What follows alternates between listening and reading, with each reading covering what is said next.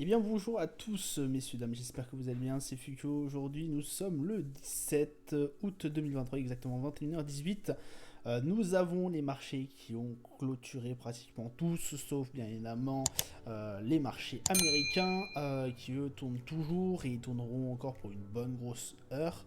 Encore le CAC 40 qui a clôturé en baisse encore. Moins 0,94%, pratiquement moins 1%. On est à 7191 points. L'Eurostox qui fait un moins 1,18. Le DAX qui est à moins 0,71. On est à 15 676.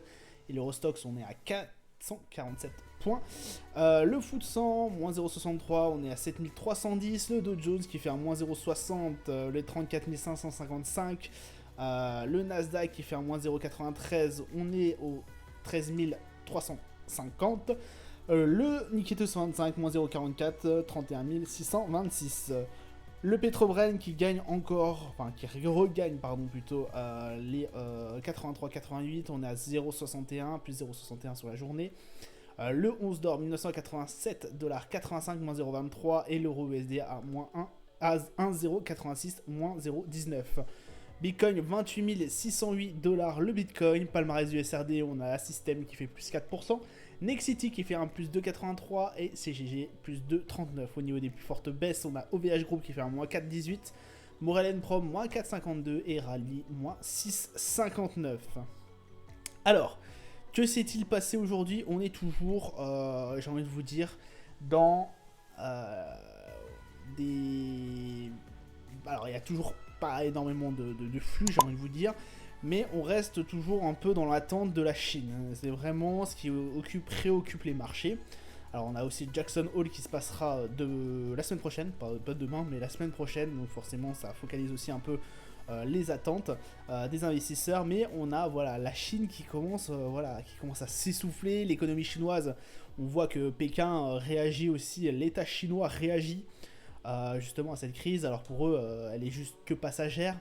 En plus, alors ça on le savait depuis un bon bout de temps, ils ont tendance un peu à fausser certains chiffres, donc on sait jamais trop comment ajuster.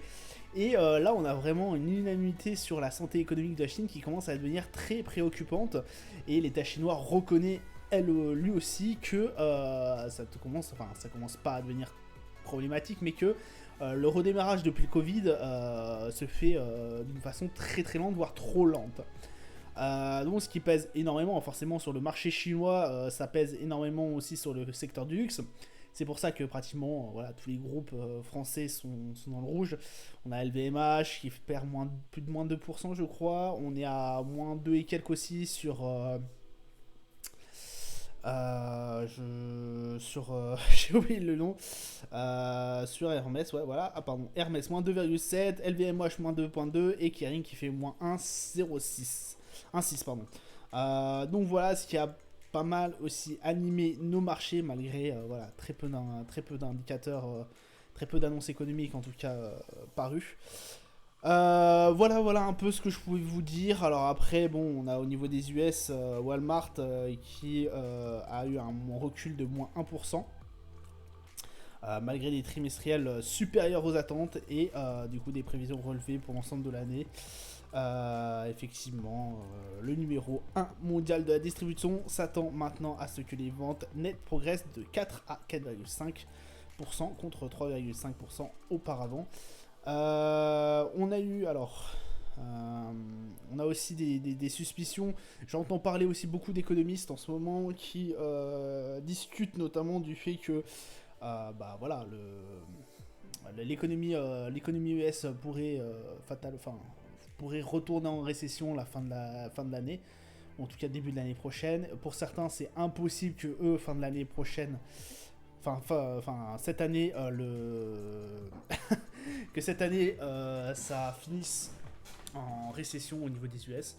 On en est sûr de rien. En tout cas, moi, je vois bien. Alors, pour ma part, je verrais bien aussi une récession au niveau des US se profiler peut-être éventuellement, je n'en suis pas sûr, la fin de l'année prochaine. Alors, tout ça n'est que des suspicions, des suppositions, mais il est vrai que vu les dernières hausse de taux qui va continuer, hein, qui sont pour moi inévitables par rapport à ce qui est sorti hier par rapport à la minute du FOMC.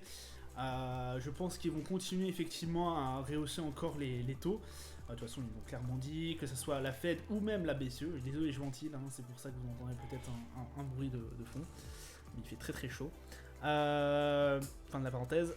Du coup, en fait, voilà, c'est ce qui me fait penser, effectivement, la hausse des taux, etc., pourrait amener forcément, inévitablement, les entreprises voilà, à être de plus en plus impactées, et impacter forcément l'économie par derrière, et pouvoir rentrer en récession. Là, honnêtement, on a aussi un deuxième indicateur qui me fait tilter, qu'on a reçu aujourd'hui. Alors là, c'est plutôt de domaine français et non US. On a une forte augmentation. Je crois qu'on est voilà, le nombre de le nombre d'entreprises, en tout cas, qui ont été en liquidation a fortement augmenté en France. Je crois que c'est le chiffre le plus fort qu'on ait eu depuis depuis le début de la crise Covid. Je crois qu'il est au même taux que la crise Covid. Donc on a un grand nombre de personnes, d'entreprises qui font faillite. Et je crois que c'est un chiffre, alors j'ai pas le chiffre en tête, mais c'est assez affolant. Donc voilà, on a quand même des entreprises qui font toujours faillite. Effectivement, parce que forcément, si vous remontez les taux, les entreprises qui empruntaient à des taux normalement assez bas, hein, même trop bas par rapport à ce qui est normal, forcément derrière ça suit plus, quoi. Et oui. Donc voilà, on a quand même des soucis qui commencent à apparaître avec ces hausses de taux. Forcément, on s'y attendait. Mais je pense que certains voient ça un peu comme un paradis, c'est-à-dire oui, on joue au chat et aux souris, c'est-à-dire on va remonter un peu les taux, voilà, l'économie va se sentir bien. Bah écoutez, je pense que l'économie va se faire impacter de près ou de loin. Je pense que, alors après c'est que mon avis personnel, hein, je pense que voilà, il y a très grande chance que les États-Unis repartent en récession. Voilà, parce qu'il suffit de 2 trimestres, hein, il faut le rappeler, pour que ça rentre en récession. Donc, voilà, ces hausses de taux ne sont pas, j'ai envie de vous dire, indolores. Voilà, ça sera tout en tout cas pour l'actu.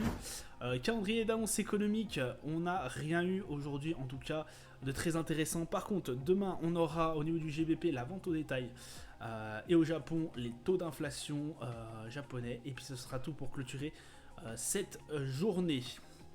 Au niveau des marchés financiers, on a du coup un RSI à 38 au niveau du CAC 40. Donc toujours on creuse encore, on a cassé ce niveau des 7200 qu'on avait réussi à tenir hier. Bon là ça a été cassé bien comme il faut. 7162 du coup. On a toujours notre superbe, et j'espère que tiendra, notre gros support au 7100.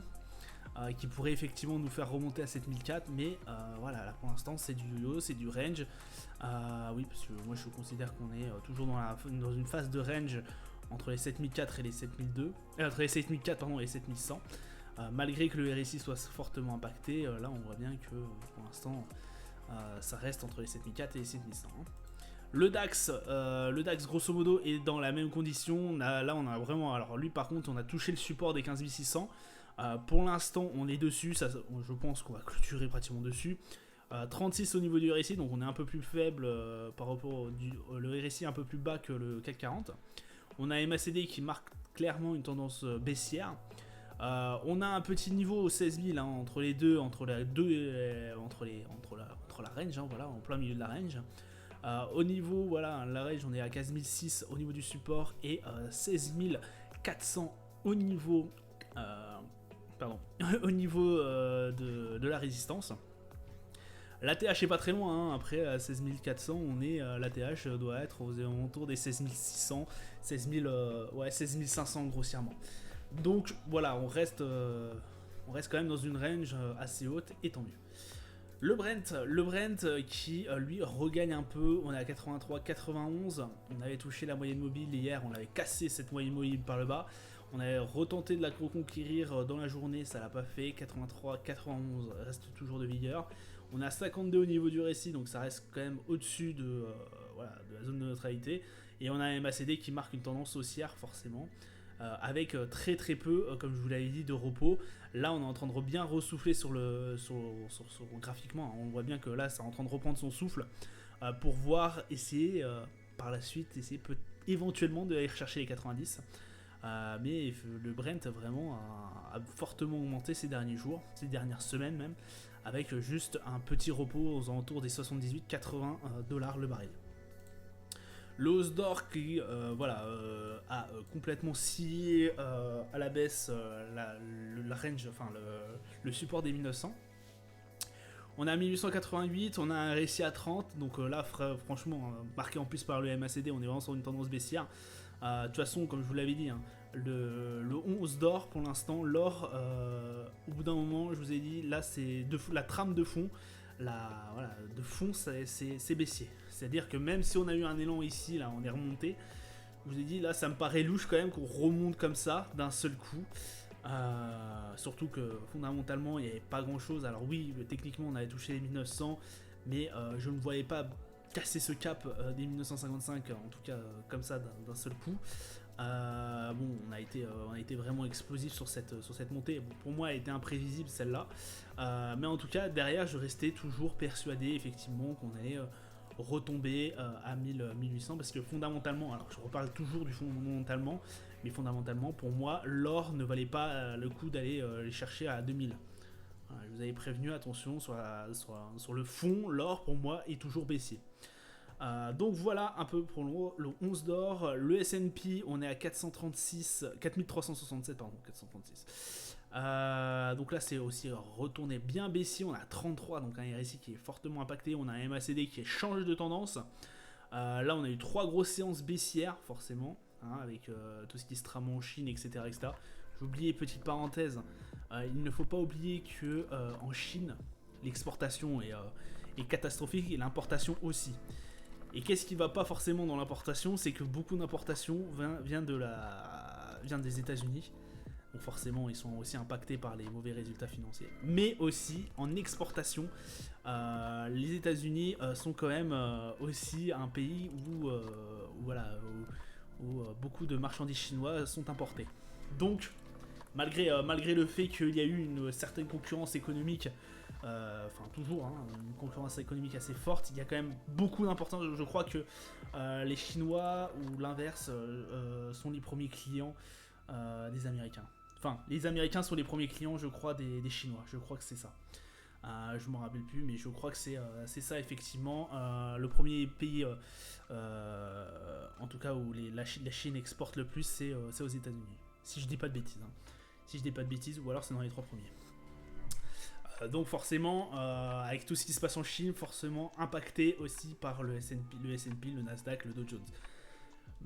Parlant de Nasdaq, donc on a bien évidemment un RSI lui aussi qui est impacté, on a 34, on a un MACD qui recommence à redescendre, on a 14 722 points. On va peut-être commencer à remonter là, ça serait bien. Après, rien de très alarmiste, on avait bien monté ces derniers mois. On a quand même ce petit niveau qui me fait dire, voilà, les 14 007 pour être un petit niveau, effectivement. Alors moi j'étais plutôt parti même sur un 14 900. Concrètement, pour un petit niveau qui pourrait être intéressant. Il a été aussi en très peu de temps. Après on a quand même un gros niveau aux alentours des 14 000, peut-être les 14 500 pourraient nous... 14 600 même. Ouais, non, peut-être pas, non. Les 14 000 seraient un gros niveau, un gros support effectivement pour éviter que ça redescende encore plus. Là je n'ai pas remarqué, alors peut-être le niveau des 14 500 pourrait être intéressant à regarder, mais vraiment là on était vraiment sur une phase haussière très forte, pardon. Là c'était pareil, hein, on a été touché bien bas avant de remonter, donc pour moi il y a potentiellement les 14 500, mais dans les deux cas ça a été très vite cassé. En tout cas vraiment là on est sur une phase baissière assez violente. Au niveau du Nasdaq ça retrace pas mal. Bon après toujours ce support alors qu'il était des 14 200 15 200 pardon, avait été franchi assez vite sur cette semaine. Et puis même, on avait bloqué sur ce niveau-là malgré une relance sur une journée. Donc ça a été très compliqué en tout cas pour le Nasdaq cette semaine. Et là, on voit qu'on creuse encore.